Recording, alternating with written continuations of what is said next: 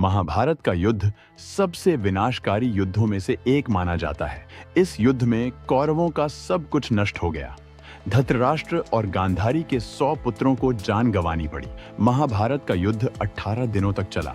महाभारत के युद्ध में जब कौरवों की सेना पांडवों की सेना पर भारी पड़ने लगी, तो पांडवों को हार जाने का डर सताने लगा, क्योंकि भीष्म पितामह पांडवों की सेना पर लगातार भारी पड़ते जा रहे थे। तब श्री कृष्ण के मन में एक युक्ति आई और उन्होंने भीष्म पितामह को परास्त करने के लिए शिखंडी का सहारा लिया। शिखंडी महाभारत में एक रहस्यमय पात्र के रूप में नजर आता है। शिखंडी पूर्ण जन्म में स्त्री था। अगले जन्म में भी शिखंडी स्त्री के रूप में जन्म लेता है, लेकिन वह पुरुष बन जाता है। शिखंडी कौन था? भीष्म पितामह ने शिखंडी के बारे में दुर्योधन को बताया था कि जिस समय हस्तिनापुर के राजा उनके छोटे भाई विचित्रवीर्य थे, उस समय उनके विवाह के लिए मैं काशीराज की 3 पुत्रियों अंबा, अंबिका और अंबालिका को उठा लाया था। लेकिन जब पता चला कि अंबा राजा शल्य से प्यार करती है, तब अंबा को पूरे सम्मान के साथ राजा शल्य के पास भेज दिया। वहीं राजा शल्य ने अंबा को अपनाने से इनकार कर दिया। इसके बाद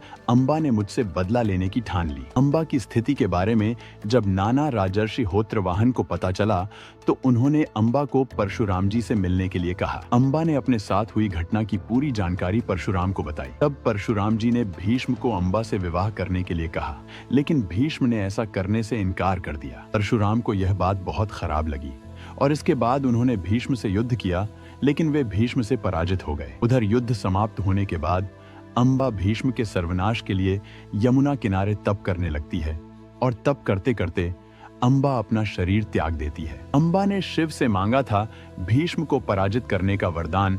अगले जन्म में अंबा वत्स देश के राजा के यहाँ जन्म लेती है। अंबा अपने पूर्व जन्म के बारे में जानती थी, इसलिए भीष्म से बदला लेने के लिए वह पुनः तप करना शुरू कर देती है। इस बार उसके तप से भगवान शिव प्रसन्न होकर उसे वरदान मांगने के लिए कहते हैं। तब अंबा भीष्म की पराजय का वरदान मांगती है। भगवान शिव उसे मनचाहा वरदान देते हैं, लेकिन अंबा कहती है कि प्रभु कन्या होकर वह भीष्म को कैसे पराजित कर सकती है। इस पर भगवान शिव कहते हैं कि अंबा, तुम अगले जन्म में पुनः एक स्त्री के रूप में जन्म लोगी, लेकिन युवा होने पर पुरुष बन जाओगी और भीष्म की मृत्यु का कारण बनोगी। ऐसा वरदान मिलने पर अंबा ने एक चिता बनाई और भीष्म का वध करने के लिए अग्नि में प्रवेश कर गई। महाभारत काल में अंबा राजा द्रुपद के यहाँ शिखंडी के रूप में पैदा हुई। एक यक्ष ने शिखंडी की सहायता करने के उद्देश्य से अपना पुरुषत्व उसे दे दिया और उसका स्त्रीत्व स्वयं धारण कर लिया। यक्ष ने शिखंडी से कहा कि जब कार्य पूर्ण हो जाए तो मेरा पुरुषत्व मुझे पुनः लौटा देना।